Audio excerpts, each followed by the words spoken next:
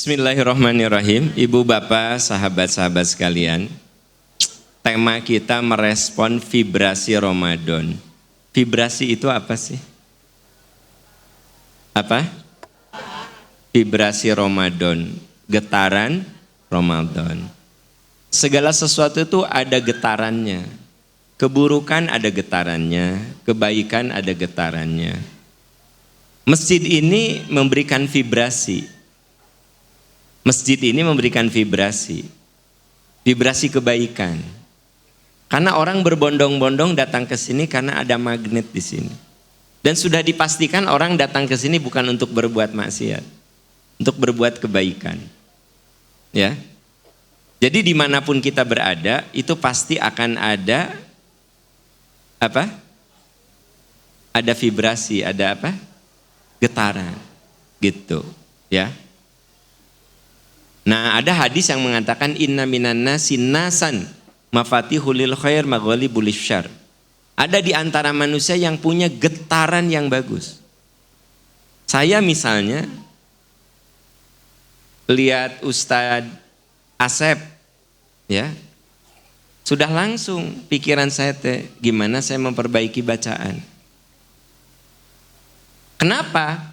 Karena vibrasi getaran Ustadz Asep selalu mengajar Al-Quran dan bagaimana cara membaca Al-Quran yang benar, gitu. Maka begitu ketemu Ustadz Asep, saya langsung kayaknya saya harus memperbaiki bacaan saya. Itu berarti Ustadz Asep punya vibrasi positif sesuai keahliannya, yaitu membetulkan bacaan Quran kita. Membetulkan itu artinya tahsin itu memperbaiki. Ya, gitu. Saya punya teman, ya.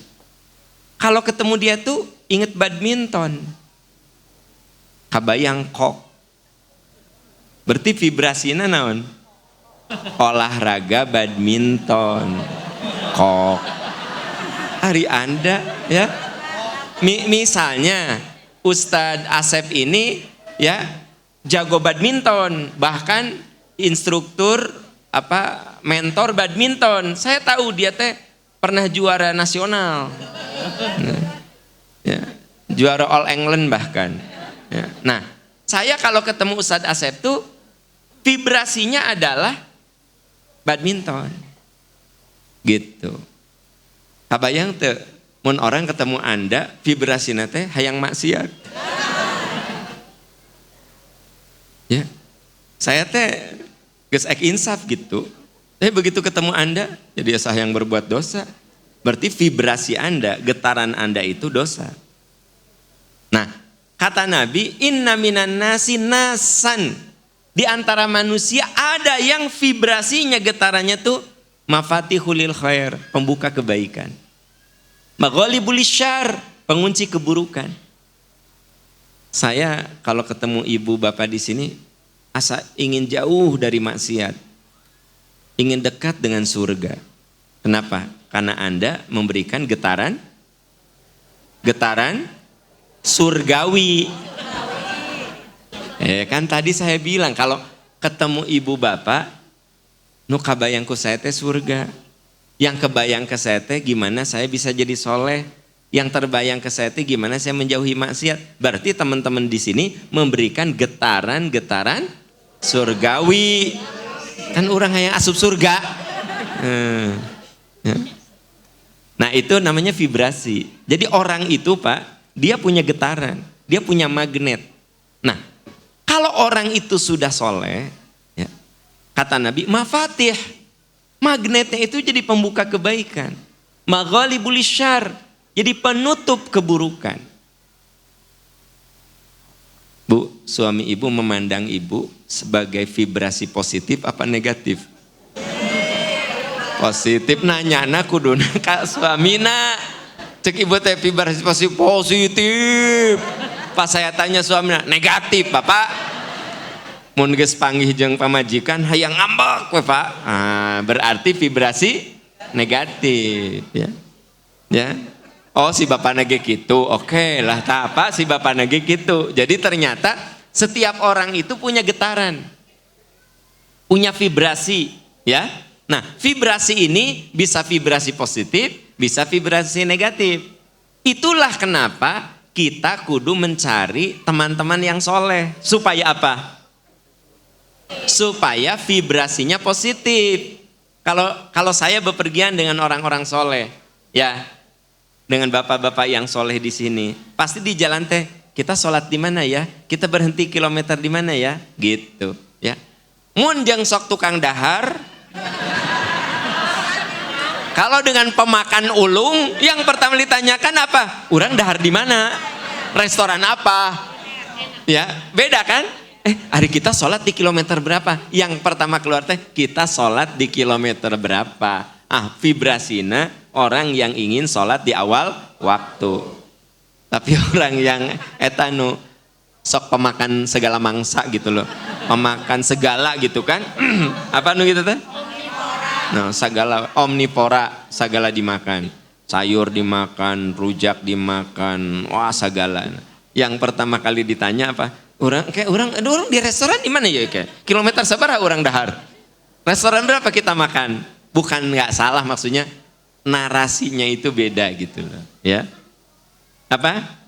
Oh, sambil sholat. Oh iya, karena ibu-ibu mah sudah rajin ngaji. Ustadz, yang bagus itu makan dulu baru sholat. Kalau kita lapar kan gitu kata Nabi. Oh iya betul. Nah kan jadi sholat, makan dulu baru sholat gitu. Tapi intinya adalah Anda kalau melakukan perjalanan, getaran dengan siapa itu akan terasa. Akan terasa sekali, ya kan gitu. Saya umroh, hari nu getaran umroh karena ibadah mah begitu nyampe di Mekah teh, Ustad iraha bade umroh, tabu sabaraha, iya Bu, nanti ini kan masih panas ya. Kalau musim panas tuh Bu bisa 45 derajat. Jadi akhirnya saya suka tangguhkan sampai Isya. Teu sabar hoyong segera umroh. Tapi nu vibrasi balanya teh, Gusti eta tas meni alus. Ya Allah, ya Allah, ya Allah. Engke mun geus umroh balanyanya. Jadi umroh teh belum terjadi, baru melewat mall. Ih Gusti eta jam tangan meni alus gitu, ya Allah.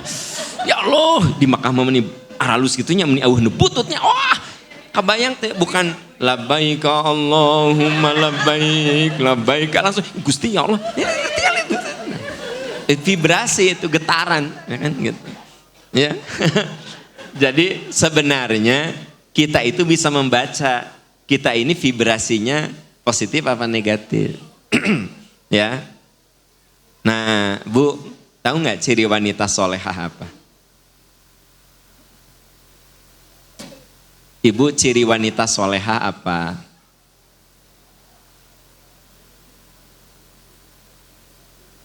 Memberikan vibrasi positif terhadap suaminya. Jadi mun pulang ke rumah teh sejuk we suami teh. Da ibunya menyejukkan. Jadi aura dan vibrasi nate menenangkan gitu. Bahkan suami keluh kesah saja ku ibu mah reda. Duh ya Allah, di jalan mamah meni macet panas. Iya ayah eta teh pintu surga. Cesetiis. Ayah mah sungguh pintu surganya banyak, tiap sore kena macet, kerja keras, ayah itu teh pintu surga ayah. Cep, vibrasinya positif. Karena ayah oge istri nu ketika suaminya, ya Allah meni macet gitu. Nya atuh resiko sebagai suami atuh, kudu menafkahi anak istri, nggak usah ngeluh. Nabi mah ngeluh juga ayah gitu. Padahal dah suami teh bukan ngeluh ya mah cuma cerita aja. Iya cerita aja gitu ya. Nah, ayah suami nu kieu, ayah mamah tehnya ngistrika ieu itu berantakan, ini ieu berantakan. Enggak apa-apa mah ya. Tos we eta teh pintu surga keur mamah. Gitu. Sejuk ibu teh ya. Coba kalau nyatu mama tong banyak ngeluh atuh. Hari ngomong hayang asup surga, istri kawe ngeluh. Nyuci piring ngeluh. Pengeluh itu gak akan masuk surga. Jadi memang kita ini di bulan Ramadan belajar vibrasi Ramadan. Merespon karena Ramadan itu memberikan daya gerak, memberikan kekuatan untuk menggerakkan kita menjadi lebih rajin ibadah. Ibu ngerasa nggak kalau Ramadan teh beda gitu, ya? Nutara taraweh, nutara sholat malam, sok sholat malam gitu, ya? Iya. Berarti emang Ramadan itu memberikan vibrasi yang positif. Kan ayah nutara sholat tahajud, Ramadan mah itu alhamdulillah. Ya. 5 hari pertama mah taraweh. Lumayan kan daripada henteu biasanya sabulan teh kosong. Ya gitu. Jadi mau sedekah, mau ke majelis taklim. Nah itu ngaji, baca Quran. Wah, itu namanya merespon vibrasi Ramadan yang positif. Oke. Bagaimana caranya supaya teman-teman sekalian ya? Bagaimana caranya supaya kita itu bisa menjadikan Ramadan, merespon Ramadan sebagai vibrasi yang positif, ya. Gimana caranya? Oke. Pertama, membuat kita menjadi orang yang selalu bersyukur. Itu yang pertama. Bu, Ramadan itu harus punya daya gerak yang membuat kita ini jadi orang yang selalu bersyukur.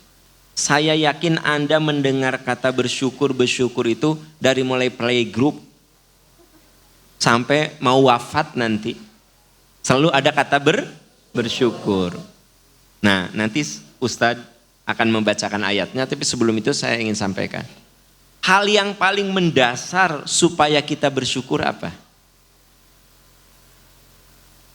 Nah, lihatlah orang yang lebih susah dari kita. Biarlah itu akan jadi kekuatan untuk berterima kasih. Bapak Ibu, saya bersyukur pada Allah karena ada orang yang seusia saya. Udah di kursi roda didodorong. Ya. Mandi sudah harus diseka sama istrinya. Makan juga harus di blender. Ya ada disedot gitu, dia nggak bisa ngunyah tapi masih bisa nyedot, bahkan ada juga yang sudah kalau sudah gitu, ya Allah saya bersyukur sama Allah luar biasa, ya. Saya mah gorengan masih oke. Saya mah makan gorengan teh 1 Pak, comro hiji, cireng 1, saya mah suka 1 dah makan gorengan. Kalau buka ya, saya cuma 1 gorengan teh, ya. Cireng 1, comro 1, geho 1, balok. Semuanya ada 8 item. Bu, jadi 1 piring. Jadi artinya apa? Kalau ngikutin hawa nafsu, saya masih bisa. Berarti saya kudu bersyukur. Tapi saya nggak gitu-gitu banget Bu, nggak separah Anda lah gitu. Gitu, ya. Artinya apa? Kita kalau ingin bersyukur tuh lihat yang lebih sulit dari diri kita. Kata Nabi, unduru ilaman huwa asfala minkum. Lihat yang lebih sulit dari kamu. Fahuwa ajdaru alla tajdaru nikmatallahi alaik. Supaya kamu lebih bisa berterima kasih atas nikmat yang Allah berikan kepadamu. Ibu punya anak 4. SMA 2, SMP, SD. Dikasih uang bulanan oleh suami 2 juta. Cukup enggak? Secara hukum matematik cukup enggak? Kan anak 4, uang 2 juta. Cukup? Enggak. Secara ilmu matematik, ya. Tapi ada istri begitu dapat 2 juta, alhamdulillah ayah, mudah-mudahan berkah. Kenapa si istri itu begitu berterima kasih sama Allah? Karena dia punya teman, Ella dan Eca. Siapa? Ella dan Eca. Ella suaminya di PHK, Eca suaminya di PHK. Sekarang Ella dan Eca itu kehidupan sehari-harinya dibantu ke saudara-saudaranya, bahkan dibantu ke orang tuanya. Anda, suami Anda masih dapat 2 juta. Maka 2 juta yang tidak cukup itu tetap Anda syukuri. Paham ya? Nah gitu. Jadi kalau ingin jadi orang yang bersyukur, lihat yang lebih sulit dari kita. Ya, yang lebih menderita dari kita. Gitu. Nah, Bapak tahu caranya supaya Bapak mensyukuri istri Bapak? Ini mah bukan saya ya, beliau nih. Pak siapa? Pak Diki. Pak Didik. Pak Diding. Bukan aku ya. Kata Pak Diding, lihatlah wanita yang lebih jelek dari istri kita gitu. Itu usul Pak Diding, tapi dipikirnya Ustaz setuju nggak? Bukan setuju nggak? Yang usulnya Pak Diding, saya bilang kan, cara supaya kita mensyukuri istri kita apa? Kata Pak Diding, lihat yang lebih jelek dari istri kita. Nah, itu Pak Diding ya. Ustadz Asep setuju nggak? Tidak. Oh my God. Bagaimana tidak? Alasannya apa? Jelek cantik relatif. Oh, jelek cantik relatif. Ya. Tapi Pak Ustadz Asep emang mungkin ada benernya juga, walaupun relatif ya gitu. Walaupun relatif. Jadi betul Pak Diding, lihat yang lebih jelek dari istri kita. Jadi pas pulang ke rumah teh istri kita asa gelis pisan. Karena kan biasa yang lihat yang rumek, istri kita rumek tapi relatif lebih.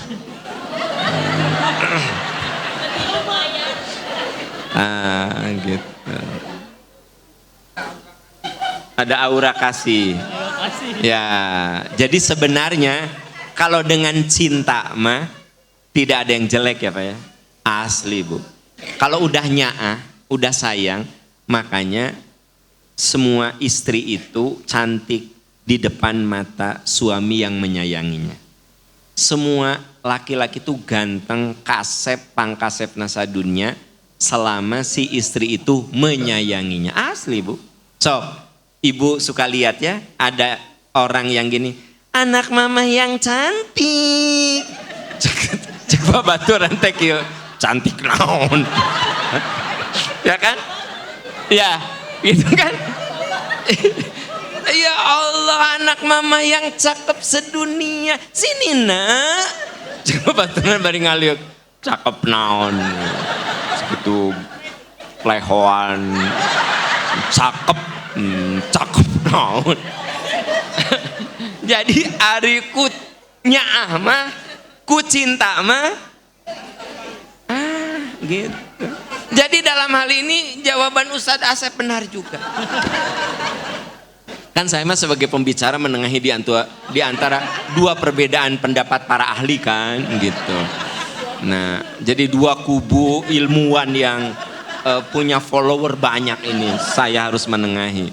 Tapi intinya memang kalau kita ingin berterima kasih mah selalu mensyukuri apa yang ada di genggaman kita ya. Bu, Ibu menjadi tidak bahagia ketika Ibu selalu melihat yang lebih bagus dari diri kita ya. Jadi kalau kita ingin jadi penggerak kebaikan, penggerak jadi vibrasi yang positif, kan Ramadan itu memberikan vibrasi positif. Kudu menjadi orang yang bersyukur, berterima kasih. Ya, apapun syukuri saja, apapun. Ibu sakit gigi, syukuri. Nu bolong hiji, sisana masih bagus. Ya, maka satu itu tidak terlalu jadi masalah. Kecuali hari gigi itu sabar hiji Ustaz jumlahnya teh. Ente nah 30 genep ayah di dene 36 gigi naon 36. Bu, kita punya gigi 32 orang dewasa ya. Nu bolong satu. Syukuri tah nu 30 hiji. Ya, kecuali nu teu bolongan hiji.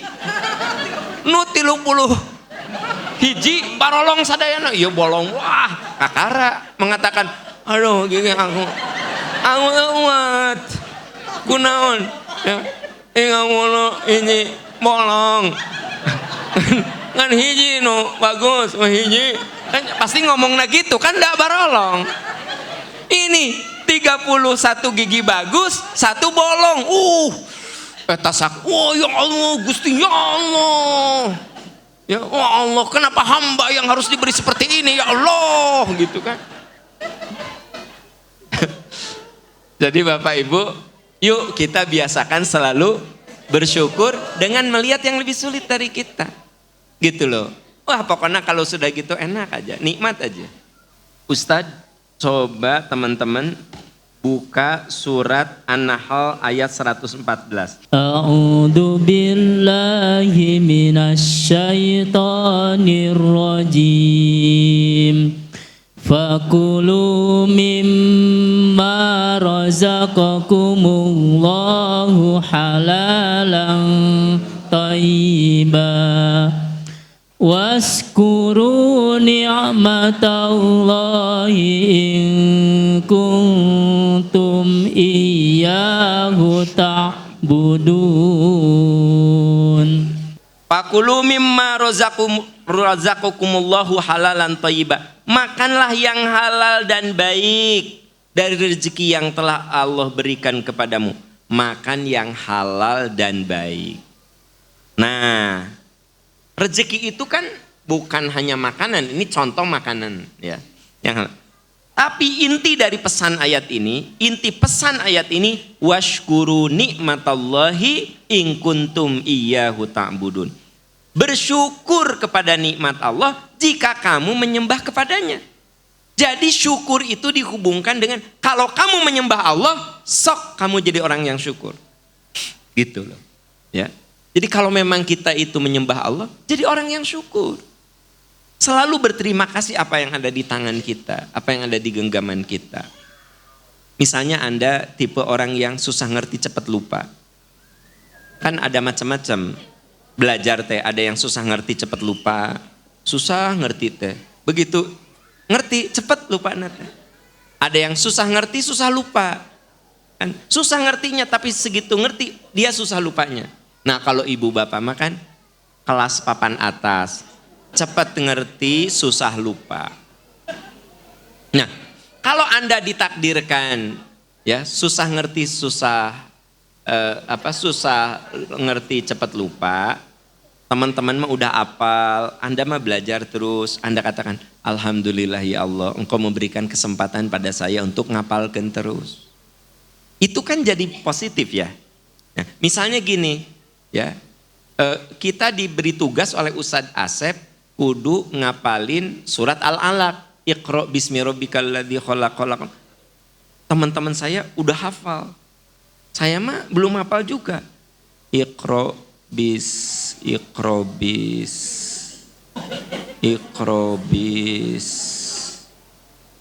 Tah, kalau bersyukur gini. Alhamdulillah aku dikasih kesempatan sama Allah untuk belajar terus. Ya. Jadi nikmat. Tekir Gusti Allah abdi teh bodoh-bodoh teh Gusti Allah. Teman-teman aku udah bisa semua, kenapa aku bodoh ya Allah? Nah, akhirnya apa? Kita menjadi orang yang tidak menerima kenyataan. Dan akhirnya itu membuat kita jadi tambah capek. Tambah capek. Bu, suami ibu kaya apapun, ya syukuri. Saya berani jamin, pasti ada yang lebih jelek dari suami ibu. Ya maksud saya gini, kelakuannya. Ada orang yang gini, ya, suaminya teh tiis bu, seperti es, dingin, nggak pernah muji, nggak pernah bilang makasih, nggak pernah apa-apa, tiis, ya, lempeng. Kalau orang lain kan manggil istri teh yang, cin, babe, ya, mami, ya, bunda, mama, ibu, pokoknya panggilan kesayangan, ya kan? Gitu. Dia mah seumur rumah tangga manggilna teh didinya, manehna, Cek istri teh, naon didinya? Maaf yang bukan orang Sunda ini nggak ngerti nih, ya kan? Yang bukan orang Sunda nggak ngerti. Nah, artinya apa? Seumur-umur nggak pernah gitu diberi ucapan kasih sayang. Bu, lihat. Suami ibu nggak pernah menggunakan kalimat sayang, cinta, nggak pernah. Ingat bu, lihat ada orang yang dipanggil cinta, yayang, tapi dibanting-banting di kamar mandi, nepi ka leherna geser, nepi ka kudu dihip saudara-saudara, kasup ka rumah sakit. Lihat salaki Anda, kapan suami Anda kasar sama Anda, mukul sama Anda? Enggak pernah. Ya. Jadi artinya apa? Lihat sisi itunya. Paham bu? Emang suami ibu teh tara manggil sayang, tara manggil bebeb, enggak pernah. 18 tahun nikah, belum pernah memanggil yang, beb, cin, honey. Enggak pernah. Enggak pernah. Ya. Tapi walaupun begitu, suami Anda belum ngegebrak meja aja belum pernah. Melotot aja belum pernah. Kamu teh gimana? Belum pernah. Ya. Eta langsung bapak-bapak nyadasian ku pamajikan. Terserah, pokok nama belum pernah. Ya. Apalagi suami Anda sampai mukul, ya. Karena ya kejadian sampai jontor getihan. Digitu kusirah. Kusirah. Kudahi, saudara, kudahi. Hidung kudahi. Pang gitu. Kayak di film-film gini kan. Pang. Getihan. Berarti Anda kudu syukur loh. Suami Anda mah nggak pernah marah. Sampai marah wah. Apa? Kekerasan enggak pernah. Syukuri itu gitu. Ya. Paham ibu-ibu? Nah, jadi mun ibu ningali hal yang pika sebelen, yang bikin ibu nggak suka, ibu marah dari suami ibu, lihat ada yang lebih parah dari itu. Ya. Etalah pokoknya anu kasus nu hidungnya sampai hampir patah, berdarah, kusirah dikitu. Ya.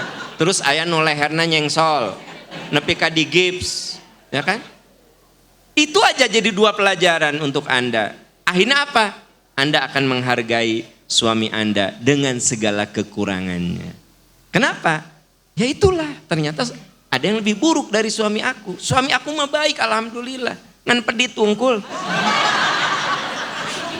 Satu aja suami aku teh baik, ngan pedit tungkul. Ya sudah, ada yang lebih pedit dari eta. Bu, kalau suami pelit itu sejak zaman Rasul ge ada. Tidak hanya zaman sekarang, zaman Rasul juga ada. Ya. Ada seorang ibu bertanya, ya Rasulullah, suami saya teh kaya, tapi pelit sekali. Sampai tidak cukup untuk menghidupi saya dan anak-anak. Bolehkah saya mengambil uangnya, rezekinya tanpa sepengetahuannya? Kata Nabi, boleh, secukupnya. Anda mah cuma denger teh boleh, secukupnya yang bisa memenuhi anak dan kamu. Kata secukupnya teh dengerin ulah, boleh. Secukupnya. Ya. Jadi artinya apa? Selalu kalau ingin bersyukur, lihat yang lebih sulit. Nah, di sini dikatakan washkuru nikmatallah. Syukurlah kepada Allah jika kamu beriman kepadanya. Yang kedua, vibrasi Ramadan itu yang harus muncul adalah bersabar. Ya. Bersabar. Ini dijelaskan di Ali Imran 200 Ustaz. A'udzu billahi minasyaitonir rajim. Ya ayyuhalladzina amanu sabiru wasabiru warabitu wattaqullaha la'allakum tuflihun. Ya ayyuhalladzina amanusbiru, hai orang beriman bersabarlah kamu dan kuatkan kesabaranmu, tetaplah waspada dan bertawakallah kepada Allah agar kamu beruntung.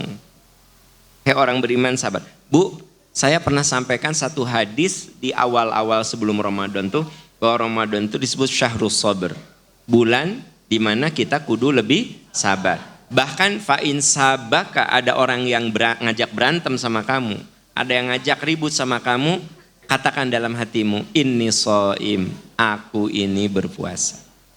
Gitu ya. Jadi aku ini berpuasa itu maksudnya jangan dilayani. Pak, kalau istri ngajak apa cekcok, Pak, keur puasa teh tong dilayanan, antep. Tunggu keges buka.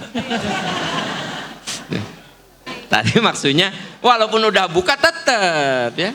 Kan ya ibu-ibu, iya suami ngajak pas saya tahan, tinggali saya geus buka. Justru inni shaim, aku sedang berpuasa itu maksudnya tahan diri. Sabar itu melawan nafsu kita, itu yang berat. Karena nafsu kita lah, hawa nafsu kita lah yang membuat kadang-kadang kita tidak tahan. Ya. Nah, Ramadan itu dia memberikan suatu vibrasi, suatu atmosfer di mana kita ini harus jadi orang yang sabar, dan itu kudu benar-benar menjadi bagian dari kehidupan kita. Makanya Nabi itu memberikan rumus, kalau kita marah jangan bicara. Kenapa? Sebab kalau kita bicara saat marah, bisa saja omongan kita tidak terkendali. Tidak sedikit istri yang martabatnya, kehormatannya hancur ketika si suami ngomong dalam keadaan marah. Kamu tahu nggak? Aku teh nyesal nikah sama kamu teh. Bu, itu perempuan kalau digitu pun sakitnya luar biasa. Udah gitu dari semua pacar teh kamu paling butut teh. Bu, orang tuh kalau lagi marah ngomong gitu teh nggak kerasa. Karena orang marah mah, nu penting puas. Makin nyakitin, makin seneng. Nah itu ciri orang yang istilahnya tuh didomplengi oleh setan tuh begitu. Makin nyakitin, makin enak, makin puas. Nah, maka kenapa orang marah itu kalau udah ngomong nyelekitnya luar biasa. Makanya kalau kita marah, Pak, Bu, diam saja. Berwudu segera. Kalau masih marah tetap berwudu. Udah berwudu masih marah juga, sholatlah. Percayalah, semarah-marahnya Anda kalau sholat nggak mungkin. Allahu Akbar. Wajah tu wajhiya lilladzi fatoros. Mual mungkin kan? Iya. Wajah tu wajhiya. Nah, baru ngomong. Ya. Terus makanya kalau sabar itu sebenarnya melawan diri kita. Ya. Ada orang yang hebat itu kata Nabi, laisa syadidu bisur'ah innamas syadidul ladzi yamliku nafsahu indal ghadab. Orang hebat itu orang yang bisa menundukkan dirinya. Jadi musuh kita yang pertama bukan siapa-siapa, diri kita. Ini diri kita. Bukan orang lain. Saya ngaji ya. Saya mau ngaji, kata Anda teh, jangan lo Pak Am, jauh ngajina, jaba bulan Ramadan, jaba engke teh haus, jaba di sana teh nggak ada yang jualan, nggak bisa berbuka Pak Am teh, kalaupun beli, hari sayanya kuat, pergi weh, karena saya bisa melawan diri saya, ya. Tapi kalau saya tidak melawan diri saya, ya, walaupun yang jemput itu sudah ada di depan rumah saya, mangga tipayun, insya Allah nyusul. Pernah tuh ibu-ibu gitu? Karena dia tidak bisa melawan dirinya. Jadi sebenarnya musuh terhebat terkuat itu bukan di luar, diri kita. Orang dermawan itu dia melawan jiwa pelit yang ada dirinya. Orang pemaaf itu dia melawan jiwa dendam yang ada dirinya. yang ada pada dirinya. Itu hanya bisa dilakukan oleh orang sabar. Makanya di ayat itu, isbiru, sobiru, robitu, waspada. Kenapa waspada? Sekarang sabar, tapi belum tentu setahun kemudian sabar. Ada orang yang diuji dengan sakit. Sebulan sabar, 5 bulan sabar, setahun sabar. Masih sakit juga. Pas tahun kedua, Neng, doakeun we mamah teh pondok umur. Kasihan kalian ngurus mama. Ya. Itu bisikan apa? Setan. Asa teu ngabahas setan dah. Nah, jadi karena setan. Ustaz dari tadi saya nggak bahas setan teu. Enggak. Nah, bisikan setan. Aku nggak lagi gak bahas setan, saya lagi bahas bahwa musuh kita tuh diri kita. Suka ada bisikan putus asa. Nah, itu tadi tehnya setahun sabar, pas tahun kedua doain aja deh. Kasihan kalian ngurus mama, ya. Itu teh bisikan putus asa. Jadi teman-teman sekalian, Ramadan itu harus memberikan suatu pengaruh positif kita jadi orang yang sabar, ya. Nah, yang ketiga, merespon vibrasi Ramadan yang positif, karena Ramadan itu memberikan vibrasi yang positif. Ya, yang ketiga, menjadi pemaaf. Ya. Lembut dan pemaaf. Lembut, kurung buka, tidak kasar, kurung tutup, dan pemaaf. Iya atuh. Lembut, kurung buka, tidak kasar, kurung tutup, dan pemaaf. Gitu. Coba Ali Imran 159. Maka kita baca bareng-bareng. A'udzu billahi minasy syaithanir rajim. Fabima rahmatim minallahi linta lahum walau kunta fazzan ghalizal qalbi lanfaddu min hawlik fa'fu anhum wastaghfir lahum wasyawirhum fil amr fa iza azamta fatawakkal 'ala Allah innallaha yuhibbul mutawakkilin. Ibu, ayat ini bicara tentang sifat Nabi Muhammad SAW yang tentu saja harus kita teladani. Fabima rahmatim minallahi lintalahum. Karena rahmat Allah kamu berlaku lembut terhadap mereka. Jadi Nabi itu tidak kasar. Maka ini pelajaran untuk kita. Di bulan Ramadan itu sifat kasar kita harus diasah untuk pelan-pelan menjadi lembut. Ya. Seandainya lembut, seandainya kamu bersikap keras dan berhati kasar, tentu mereka menjauh darimu. Jadi Bu, orang itu kalau kita kasar sama anaknya menjauh. Kalau kita kasar sama muridnya menjauh. Jadi nggak mau diajar sama kita, dah kasar, guruna. Ya. Kalau ibu kasar sama suami menjauh hatinya. Fisiknya mah tetap pulang dah. Kamana deui pulang atuh, manya ke kantor DKM. Tapi yang bahaya itu Bu, hatinya jadi jauh. Itu yang bahaya. Ya. Nah, ada anak yang dia pulang ke rumah, tapi hatinya jauh dari bapaknya. Ya, karena bapaknya kasar. Ya ada sih bapaknya tapi jadi ada tapi maaf kasarnya itu dianggap gitu. Kenapa? Da bapana kasar. Jadi jauh itu maknanya, menjauh itu belum tentu fisik, tapi batin. Nah, lebih sering orang itu menjauh secara batin. Nah, makanya apa? Kalau kamu kasar, orang itu jauh dari kamu. Kalau ibu pedagang tapi kasar, pasti orang tidak akan datang lagi. Menjauh dia, ya, gitu. Ya. Bu, angsulana aya 5 ribuan. Angsulanna sabaraha we atuh nu penting jumlahna sami kan.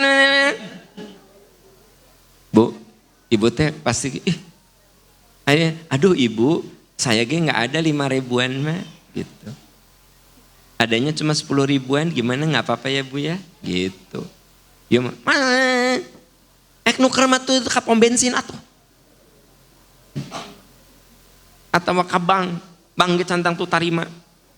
Bu, orang pedagang gitu pasti geuleuh. Orang menjauh. Ya. Nah, fa'fu anhum, maafkan mereka. Wastaghfir lahum, mohonkan ampunan. Nah, jadi Bu, vibrasi Ramadan itu harus jadi orang yang lembut dan pemaaf. Ya, pemaaf. Bahkan wastaghfir lahum, memohonkan ampunan. Maksud memohonkan ampunan gimana? Mendoakan yang baik-baik. Kepada siapapun, sekalipun orang itu menyakiti kita, doakan yang baik-baik. Ya. Siapa tahu orang itu berubah karena doa kita. Ya. Wasyawirhum fil amr. Kalau memang perlu musyawarah, sok musyawarahkan. Nah, ini penting. Kalau dalam musyawarah itu dendam, marah, kudu hilang dulu. Sekarang gini Pak, Bapak cekcok sama istri. Bapak masih marah, masih dendam, istri juga begitu. Bisa musyawarah enggak? Enggak. Semua ingin menang, bukan ingin mencari titik temu. Jadi musyawarah itu dasarnya harus memaafkan dulu. Jadi ibu kalau sudah memaafkan suami, suami sudah memaafkan istri, musyawarah gak enak. Pasti akan ada titik temunya. Tapi kalau Anda masih marah, apalagi masih dendam, suami juga sama begitu, ya, maka musyawarah juga tidak akan berhasil. Jadi musyawarah itu berhasil kapan? Ketika sudah tidak ada dendam, sudah memaafkan, sudah tidak marah, baru sok musyawarah. Gitu. Makanya rumusnya keren sekali. Maafkan, doakan yang bagus, sok musyawarah. Jadi kalau kita mau musyawarah tuh kudu dendam kita ditiadakan dulu. Saya ada cekcok dengan Ustadz Asep. Selama saya tidak memaafkan, dia juga sama. Kita musyawarah. Yang ada saling pengen menang. Bener gak sih? Saling pengen menang, emosi. Saling menyerang gitu loh. Jadi kalau ada orang musyawarah saling menyerang, berarti belum ada maaf di situ. Ada istri, suami istri katanya musyawarah, tapi saling serang. Saya bilang, Anda berdua belum memaafkan. Ya, kalau masih saling serang begini, belum memaafkan. Jadi kudu memaafkan dulu, mendoakan, baru musyawarah. Fa idza azamta fatawakkal Allah. Kalau kau punya satu cita-cita agung, tawakallah kepada Allah. Innallaha yuhibbul mutawakkilin. Allah itu menyukai orang-orang yang bertawakal. Nah, jadi ibu bapak, vibrasi pertama adalah kita punya jiwa syukur, jiwa sabar, pemaaf dan lembut. Yang keempat, qanaah. Nanti saya bacakan hadisnya karena ini adanya di hadis. Qanaah. Qanaah itu merasa cukup dengan apa yang digenggaman, padahal mampu memilikinya. Merasa cukup dengan apa yang ada di genggaman, padahal mampu untuk memilikinya. Itu namanya qanaah. Bu, kalau kerudung ibu sampai merusak laci enggak? Sampai metet gitu bu. Aya teu nu sampai laci teh enggak bisa ditutup. Kerudung teh keluar gitu tah. Aya teu di dieu nu kitu. Kalau ada tolong dilihat lagi bisi ibu teh beli lagi, beli lagi, beli lagi. Padahal yang ada juga masih bagus dan ada beberapa yang belum kepake. Maksud saya begitu, Bu. Ya. Kebayang tuh, kalau ibu mau beli, keluarkan yang ada. Ibu rata-rata kalau perempuan kerudung punya berapa? Paling sedikit 50. 50. Ente iya mah nu paling standar, ibu kerudung punya berapa paling standar? Karena ada bapak-bapak yang bilang 50, bener enggak? Oh enggak, mata saya teparis percaya, sebab nu jawabnya bapak-bapak. 20. Oke, begini. Bu, kalau ibu punya kerudung 20. Ya. Dan saya yakin mungkin sekali make 5. Ya. Ya, dirangkep ge usad paling 2. Tara aya nu 5 rangkep tara. Ya, kecuali nu keur ngadeg-deg gitu di rumah. Ibu punya kerudung 20. Ibu kalau mau beli, ini kalau qanaah. Aku lagi ngajarin qanaah. Gini, kalau aku beli ini kerudung yang di rumah masih bisa kepake. Oh, oke, aku beli. Berarti keluarin, kasihin ke siapa? Jadi ibu walaupun beli tiap MPI nggak apa-apa. Tapi tiap beli keluar hiji tiap beli, maka kerudung ibu tetap 20. Kan ibu mete gitu. Tiap MPI beli kerudung numpuk we. Nah itu teh tidak qanaah gitu, Bu. Paham ya? Jadi bukan tidak boleh beli-beli, ya boleh saja. Ya. Saya punya baju 10. Kalau ada baju yang baru, yang ini dikeluarin. Jadi terus we, ya, bertahun-tahun baju saya dengan 10 gitu. Itu pun dipakainya kan 1.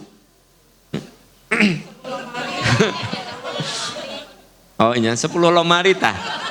Ibu-ibu mah kieu suudon ya Pak. Saya bilang saya punya baju 10 lomari. 10. Begitu saya ada baju 2 baru, nu ieu karena masih layak pakai, saya kasihin. Ada beli 1 lagi ini. Jadi anger we 10. Ya, tina salomari. Maksud saya, qanaah teh kayak gitu Bu. Bukan berarti ibu tidak boleh beli, bukan. Tapi ibu tidak numpuk-numpuk barang sampai barang ibu teh nggak kepake. Pajejel istilahnya teh. Maaf Bu, coba perhatikan kerudung ibu bener nggak? Itu nudinat opat laci teh kepake semua. Kalau memang enggak, mulai hari ini mempeng bulan Ramadan, evaluasi. Oh aku pakai ini. Kayaknya ini ada 5 kerudung, aku bisa kasihin sama orang lain karena memang masih bagus, masih layak pakai. Itu namanya qanaah. Gitu. Nah Bu, qanaah itu dekat dengan syukur teteh. Merasa cukup dengan apa yang ada di genggaman. Bahkan kalau makan juga kudu qanaah. Kulu washrobu wala tusrifu. Makan minum jangan. Kan qanaah, merasa cukup kan gitu. Ya. Nabi kalau berbuka dengan kurma yang ganjil. Hiji, 3. Ya. Sahabat mah paling banyak 5. Anda mah 17. 17 teh setengah kilo nu garede mah. Hari Anda tuh. Kurma manjol yang gede itu 15 teh setengah kilo. Kade ta. 3 ge manjol mah nu gede itu. Eta teh udah kenyang. 1 ge cukup. Kulu washrobu walaupun masih di meja makan ada. Qanaah, merasa cukup. Udah cukup. Begitu. Kenapa di bulan Ramadan orang lain berat badan turun, Anda naik? Kenapa? Tidak qanaah. Tidak qanaah. Kalau qanaah mah, buka dengan 3 kurma, makan buah-buahan udah cukup. Nanti sholat maghrib dulu, ada jeda. Ulah langsung ada jeda. Nanti makan yang santai. Nabi itu ngambil dengan 3 jari, maksudnya dengan suapan yang kecil, dikunyah lama, ya kan? Begitu. Terus berhenti sebelum kenyang. Berhenti sebelum kenyang berarti apa itu? Qanaah. Jadi qanaah itu bisa berlaku juga saat kita berbuka, gitu, ya? Itu qanaah. Tapi berbuat baik jangan qanaah. Ari mama sedekah sabaraha? Mama qanaah we 10.000. Merasa cukup dengan apa? Nah, jadi kalau berbuat baik, kalau sedekah itu nggak ada rumus qanaah. Ya. Tapi kalau menggunakan untuk kita itu qanaah. Anda masuk salah rumus. Ari sedekah qanaah gitu kan. Mama teh aya artos 1 juta. Ya. Kan mama qanaah jadi 10.000 we mama teh. Qanaah merasa cukup dengan apa yang mama lakukan. Nah, jangan. Nah, jadi qanaah mah untuk yang tadi, untuk yang kita nikmati, yang untuk kita. Nabi bersabda, kun qanaan, jadilah kun qanian, jadilah kamu orang qanaah, takun ashkaron nas, kamu akan menjadi orang yang paling syukur. Hadis riwayat Ibnu Majah. Hadis riwayat Ibnu Majah. Jadilah kamu orang yang qanaah. Kun qanian, jadilah kamu orang qanaah, takun ashkaron nas, kamu akan menjadi orang yang paling bersyukur. Hadis riwayat Ibnu Majah. Emang benar Bu, ini teh ada kaitan dengan yang pertama tadi, qanaah itu. Ya, qanaah itu. Ibu tas di rumah ada berapa? Saya ingin tanya, ibu beli tas yang baru karena sletingnya coplok apa bosen? Berarti enggak qanaah. Asa jarang nu kieu. Mama kenapa beli tas lagi? Iya tuh udah sletingnya coplok. Iya kancingnya coplok, jarang. Jarang, bukan jarang mal aya. Boleh beli tas lagi, yang ada kasih ke yang lain yang membutuhkan. Jadi amal soleh ta. Jadi kita tidak diperbudak oleh dunia. Dunia itu ada di genggaman kita. Kita nggak diperbudak. Bu, ini teh enak ya diomonginnya ya. Hese dilakukan. Susah Bu dilakukannya teh. Ya susah. Bahkan Nabi mah saking qanaahnya, kalau ada yang muji suka ngasih. Ya Rasulullah, sorbanmu bagus sekali. Kamu suka? Nih pakai. Tapi bapak-bapak jangan muji apapun ke saya. Saya belum bisa seperti Nabi ya. Ya. Pak Am, jam tangannya bagus. Hayang nih. Moal Pak, moal. Ya. Nah, jadi pokoknya kasaya mah ulah muji lah, ulah we. Mun ka Rasul ta, Rasul mah gitu. Ya Rasulullah sorbannya, oh kamu suka nih gitu kan. Nah, saya ge bisa gitu, tapi tong nu mahal. Misalnya Pak Am kaos kakinya bagus, sok tah. Sok kaos kaki mah. Ngan ulah jam tangan, ulah mobil, ulah ya.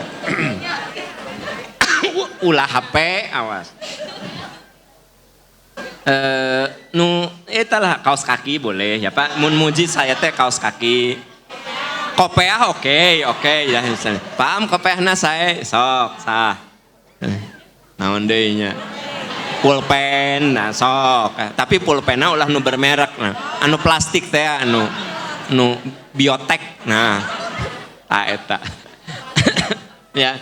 Jadi teman-teman sekalian, maksud saya ini vibrasi Ramadan ya. Yang positif, dia itu bisa menggerakkan, bisa memberikan pengaruh. Jadi saum yang kita lakukan itu harus mempengaruhi kita menjadi orang yang bersyukur, orang yang bersabar, orang yang pemaaf dan lembut, dan orang yang qanaah ya. Itu dulu yang bisa kita bahas. Insya Allah minggu depan kita masih bertemu di bulan Ramadan insya Allah ya.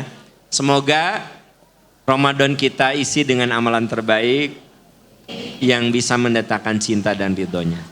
Kita akhiri dengan doa kafaratul majlis. Subhanaka Allahumma wa bihamdika asyhadu an la ilaha illa anta astaghfiruka wa atubu ilaik. Rabbana atina fid dunya hasanah wa fil akhirati hasanah wa qina adzabannar. Walhamdulillahirabbil alamin. Wassalamualaikum warahmatullahi wabarakatuh.